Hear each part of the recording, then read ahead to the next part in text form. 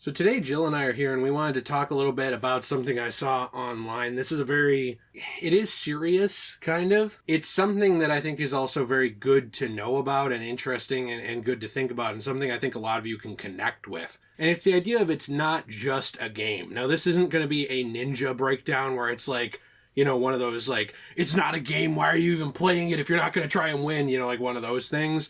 This is more about the emotional side of it, because the other day I was on Twitter and I actually saw something really interesting, which was a post about what stopped someone from ending their own existence, what stopped them from leaving the earth on their own terms.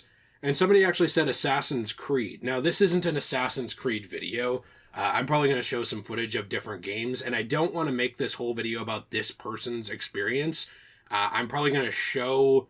Actually, I'm not even going to show the post because I don't want someone to search it by name and go find it. It's easy enough to find if you want. I don't want this person getting a bunch of messages about their emotional experience. We also don't want to capitalize off of this person's experience. No, and that's kind of why it's interesting, but they had brought up that basically they were planning on leaving the earth, which I have to say that way because of YouTube, and they were struggling for money, and their mom brought them home a copy of Assassin's Creed 4 Black Flag.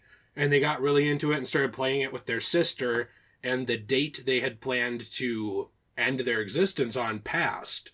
And they realized that they were having a lot of fun and enjoyed this thing with their sister, and they started to find more joy in their life. And I guess the reason I wanted to talk about this is not because of this person's story in particular, not because of the game in particular, although good game, and not that exact situation, but just kind of things that help us hold on and give us hope and let us enjoy life. Yeah, it was very close to your heart, I think, because, there's been a lot of things like that for you that got you through some really tough times, and same for me. Yeah, Final Fantasy VII was definitely a game that made me very, very much more aware of, like, emotional stuff with myself and with the world, and kind of, like, the idea of finding your place in the world, even if the world seems, like, too big for you. I'm talking the original Final Fantasy VII, although remake's a lot like that too. Mm-hmm. I think that game really stuck with me, and I think a lot of times people dismiss entertainment. They dismiss things like, that's just a game, or, well, it's just a stupid movie, or they'll dismiss something like, even like watching someone's videos like Markiplier. They'll say like, oh, it's just my son or my brother just watches these dumb videos that this guy plays games on, or whatever. Dismiss entertainment and things like that. And I know there are very important things outside of entertainment, but I think sometimes people forget how much entertainment can help us, live our lives. And sometimes it can even save our lives. I mean, there's a lot of people who have been very, wanting to go out the door, but go out the door in a sense of not being alive anymore. Then they found something that was entertainment-like that kind of helped them get through the rough patches. And something that was actually interesting for me is I was a teenager and I went to the thrift stores and stuff, and I found Batman Arkham City, and I'd never heard of it before, but I was like, oh, I really like superheroes and I really like Batman. I want to play this game. And so I bring it home and I play it, and like that was a very traumatic time in my life when a lot of bad stuff was happening. There was a lot of family passings and issues at home and around home without getting too into it, because Jill and I are very careful what we say about certain things because of liabilities of legal reasons and things like that. But rest assured, there was a lot of stuff going on with Jill. A lot of problems at school too. So, I actually played that game and I loved it, but for a while I honestly kind of forgot the entire story because, my brain just blocked out a lot of things from my life at that point. And then I moved on to Asylum, and I was really upset because all I had was a 360, and I really wanted to play Arkham Knight so badly. So I save up my birthday money and stuff that I get, and I finally go out and get an Xbox One S, and the same day I buy Arkham Knight. And I put it in and I start playing it non-stop. I'm just playing it non-stop. And I get to the end of the game where you start having to get the Riddler trophies to end up getting the last cutscene to happen and stuff. And I was like, oh my gosh, this is the worst thing ever. I hate having to look up all these Riddler trophies because I'm too stupid to figure them out on my own. And while I was doing all of those Google searches, somebody popped up in my feed on YouTube, because Google and YouTube are connected. and that person was Degenerate J. Oh, I was gonna say it was PewDiePie. No, it was Degenerate J. And sorry. then I watched almost all of his videos that I could, and I kept watching them nonstop when I was done with Arkham Knight. Doesn't seem like you watched the really old ones. Those are still stuck at just a couple views. That's true, but I was very hyper fixated on you, like in a creepy way, and I was like, you talked about your Discord, and I was like, what if I join this guy's Discord and like we fall in love? Like, I literally you thought were a that. Stalker. You You were a Stalker fan. It's funny how, like, I didn't realize how much of a Stalker fan you were until we were already almost getting married. Like, I feel like you skirted the line of telling me, like, how much you were doing this. I was a fangirl. And then it came out that you were basically the dude from the song Stan. Yeah. But, like, the girl version of it. And I just went with it. And so... And here we are and we're happy. So I almost didn't join the Discord, actually, but when I finally did, and then, like, since I was the only girl in that, like, all of these boys were like, oh, you should become a moderator! And that, like, opened the ticket door to, like, talking to big man Degenerate J over here. And so, you know, you guys know the rest of history. This comes off like grooming fans. Let's be real here. You were 19. Yes, I was 18. This whole thing. I was 18, and then I turned 19. Sorry about that. If it weren't for the Batman Arkham games and me playing on my Xbox 360... I would have never found the love of my life. I'd still be sad and, you know, suicidal in Maine and hating my life and not really knowing what to do. You know, I'd probably still be sitting at home, having a lot of bad stuff happen around me, and things would not be great in the world. And I don't know if I'd even still be here sometimes because, like, I was really not good for a long time, and now that I'm here, my entire world has changed. Like, I am happy now. Like, I don't even feel as depressed as I used to anymore. Like, I still have depression, but it's so much better now, and I just feel so much happier, and it's like my life was literally saved, and it was all because I played Batman Arkham City. A story I have similar to this, and I know you have one as well that's much shorter with that same era of your life, but a story I have similar to this is Skyrim, actually. I found Skyrim, Elder Scrolls V Skyrim. I'd never heard of an Elder Scrolls game before. Just didn't know what they were. Now, it's worth noting I got to the Xbox 360 very late. My family never had much money either. So I got to the Xbox 360, I think, in 2010. Mm-hmm. So pretty late for a 360. Maybe 2011, actually, now that I think about it. And I kind of started playing it in, like, my freshman year of high school. And I remember my dad started being interested in it because he saw me playing Splinter Cell Conviction. I'm going to get to Skyrim. And this is one reason why Splinter Cell means so much to me, too. I had played the old Splinter Cell games. My dad never watched me play them. But I remember he was going through the room one time. He saw me playing Splinter Cell Conviction. He was like, oh, this is really interesting. And then I had a really bad time in my life where essentially my chronic pain got really, really bad. Like, really bad. And it was undiagnosed. I do have a disability. Like, I don't really play it up on the channel because I try not to make my problems other people's problems very much. And the government doesn't recognize it as a real disability. Right, but my doctors do. Yeah. That's kind of what's weird about it is, like, I am disabled enough that I need to take shitloads of medicine, but not disabled enough to get Social Security disability. It's kind of fucked up. So I'm in that weird middle ground. But my pain was so bad during this time because of all this undiagnosed stuff that, my hands weren't working right. They actually thought I had severe carpal tunnel syndrome. It turns out I never had carpal tunnel syndrome. And they told me just rest your hands for months. Basically, they said, like, rest your hands for like 2 or 3 months. Don't do much. And I kept resting my hands, and I remember being stuck in front of a TV all day.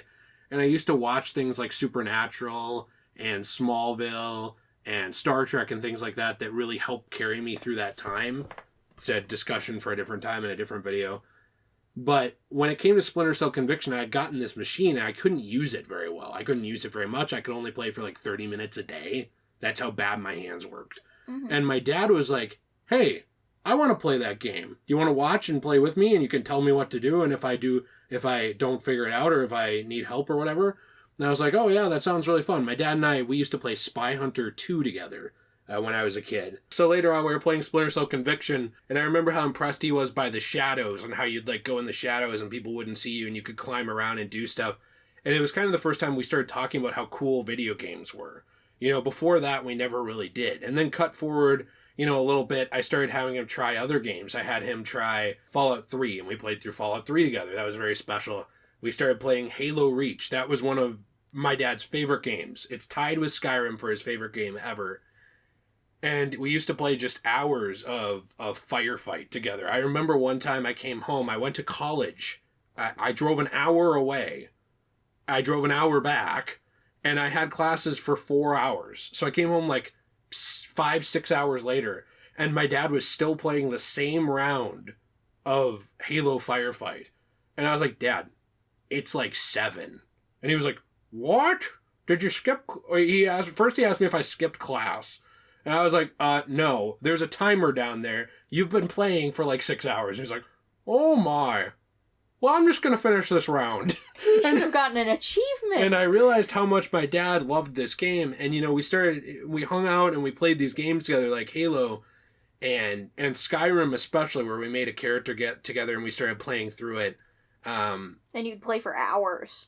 We would play for hours. I still have the characters that we made on the Xbox 360. And the reason I actually thought about this, other than this person's post, was because I had to use my dad's 360 today to play some games. Like, I used to have my own one, and then I had my dad's one as well. And I sold my old one because it wasn't in the best shape so someone could restore it.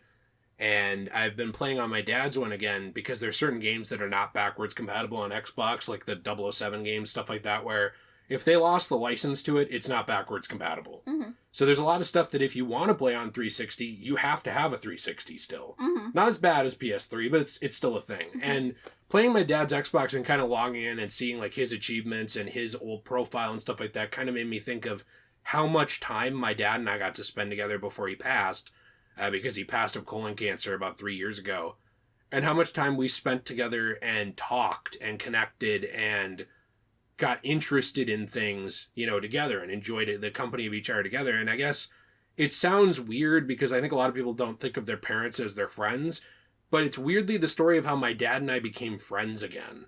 Because my dad and I were best friends when I was a little kid. Mm-hmm. And as I got older, I didn't understand my dad. I understood him at first, but he was going through a lot of stuff. And my dad was going through a lot. He had to go to different jobs. And then at a certain point, it made more sense to take care of me after school because I only had half days at kindergarten.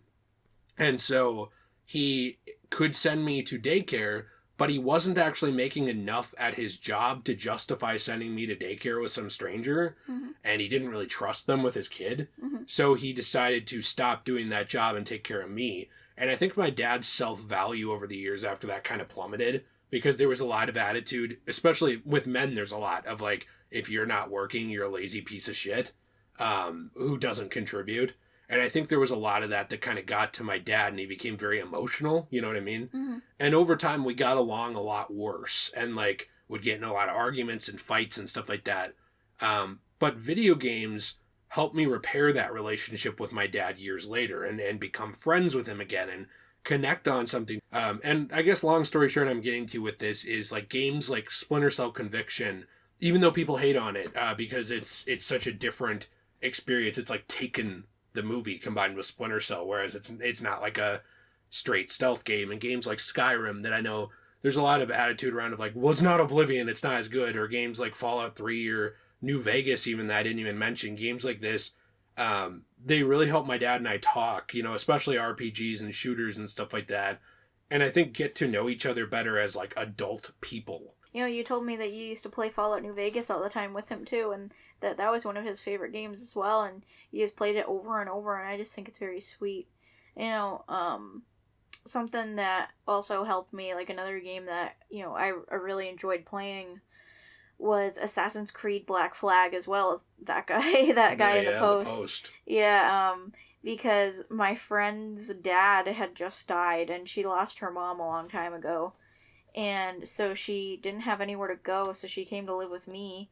And I knew that she had never been able to finish Black Flag because the ship fights were just too hard for her. She was like, I just don't like them. I don't want to keep playing it, but I really want to know what goes on in the rest of the story. And so I put in my 360 disc onto my Xbox One S and one day, and I was like, all right, let's play it together. And I played through the entire game, and she watched because she didn't want to play. And it helped me a lot when I was also really depressed, and I think it helped her a lot when she was, mourning. So, these things, doing these games and playing these games, it means a lot to people, and just, it's a great distraction from all of the hard things that we have to deal with every day in life. And, after I was done playing Assassin's Creed Black Flag, I played Final Fantasy VII tons, the original, and I loved it. And it was, it also helped me through the time before I got to move here to Minnesota, because, it was just very, very sad at that point in my life, and I just didn't want to be where I was anymore, and I was sick of it, And the only things that really got me through it was video games and hanging out with my friend and my cats.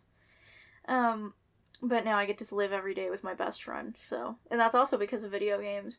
So I guess, long story short, video games have always meant a lot to me. They've gotten me through the hardest times in my life. A lot of the Assassin's Creed games, like, the first one with Altair, that one helped get me through my freshman year of high school. Mm-hmm. And that was hell. And games like Arkham Asylum and City, T and I met at this one's gonna be very brief. It's not like one where it's like, and my life like was saved, but it's still something that matters to me. T and I met in probably my freshman year. I think he was in 8th grade. I think that's around the same time that I met Nate.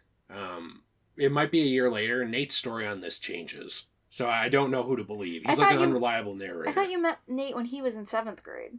Well, either I was in 9th and he was in 8th, or the year before. But I met T slightly before Nate, because we were in the same health class together where we would make fun of our teacher. Mm-hmm. However, our teacher was in on it, so he was cool. Okay. And then we ended up in the same, I guess, study hall.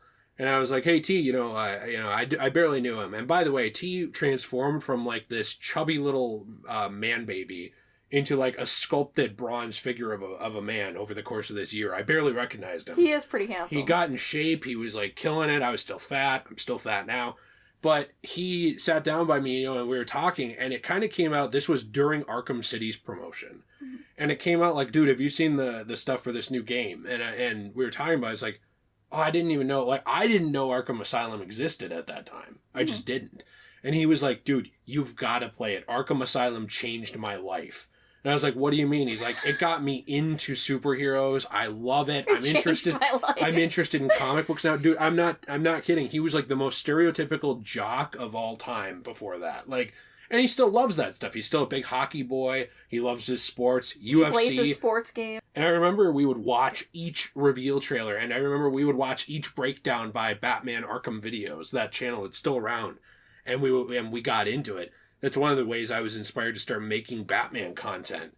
And, we started talking about it and nerding out about it, and then we decided to hang out in real life after that. And that's kind of how it went. With Nate and I'm going to say this one real quick.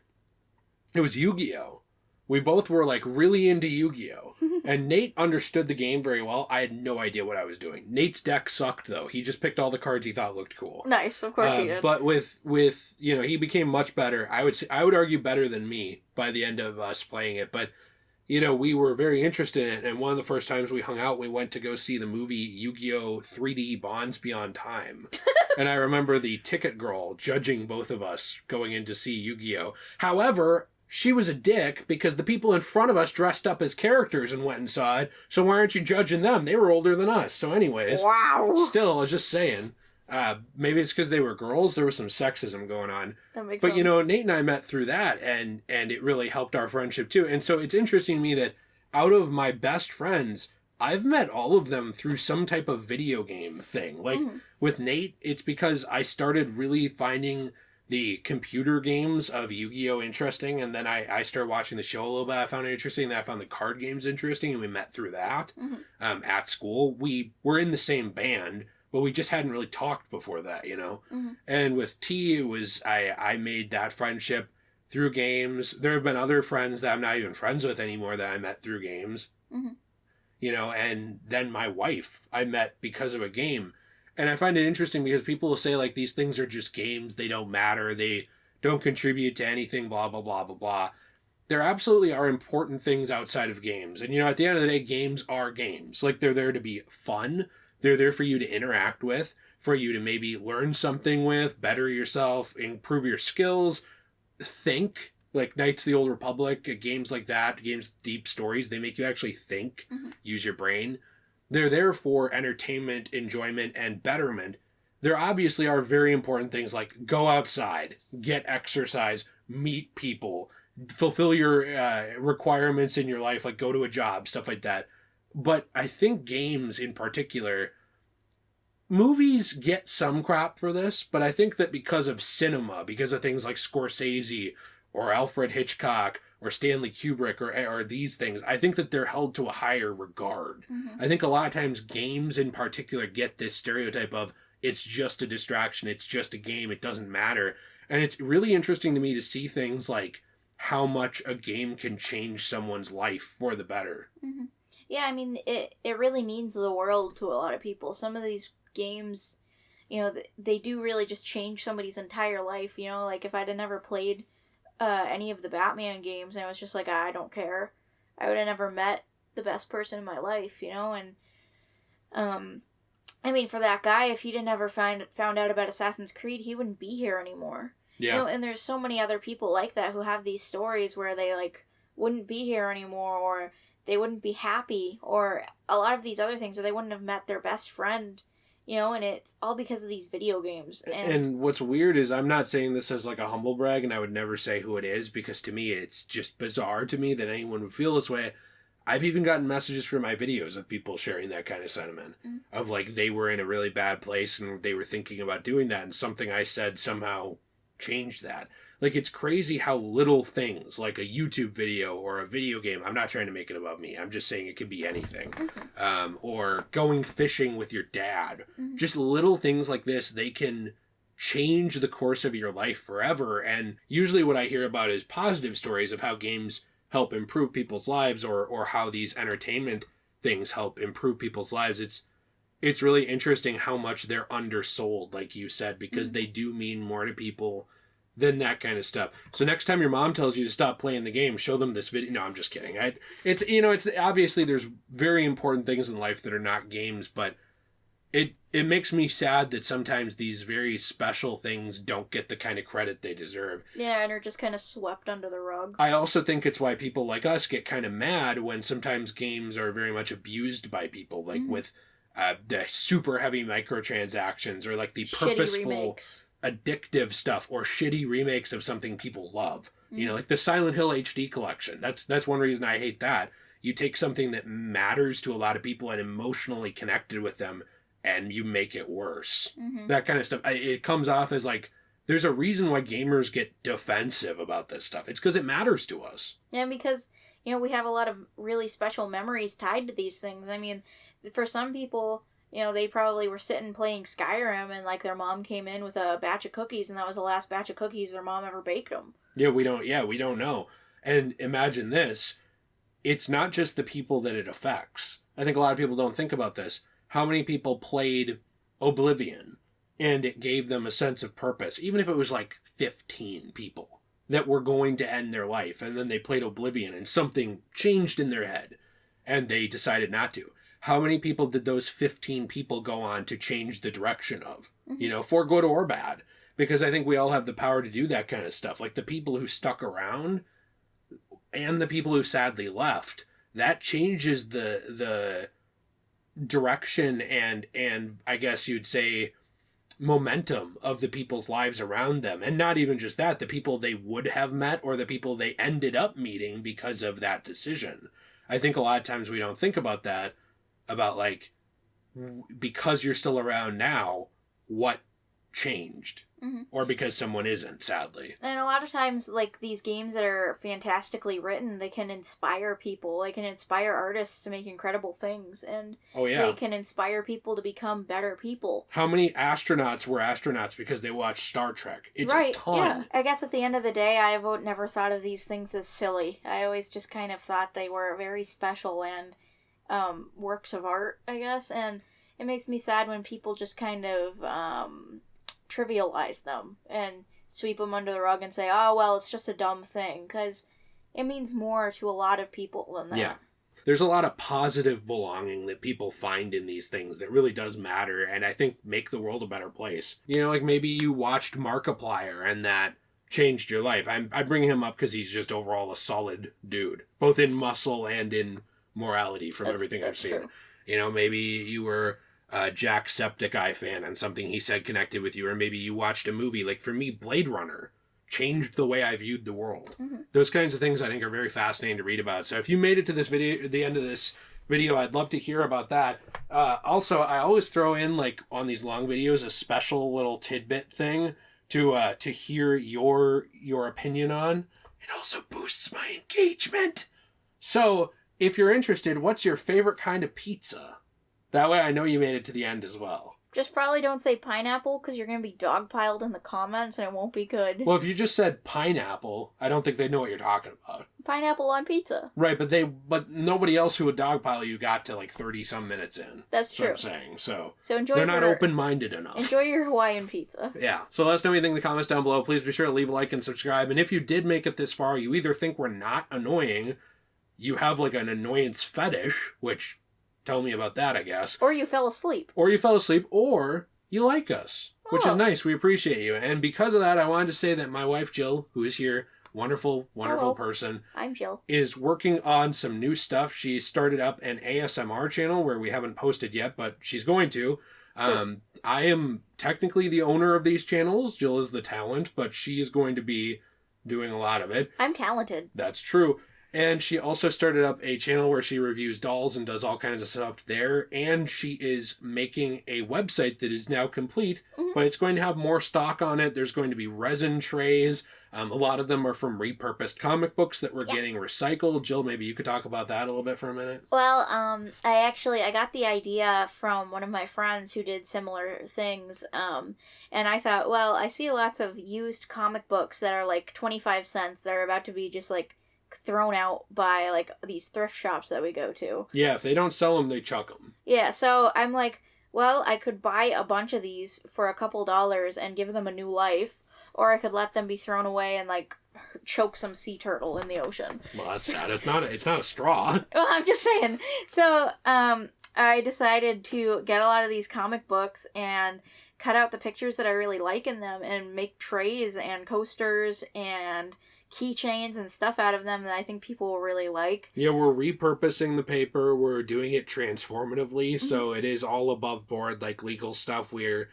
transforming the original work and only using a minuscule part of it for what we're doing. Things like coasters. Yeah, that things can like stay forever. Keychains. Yeah. You know, it's preserving it. You know, and like some of these trays that you can get, you can hang them on your wall like a canvas picture. Yeah. You know, it's very cool, and I hope you guys check it out, because I'm going to be stocking some of those very soon.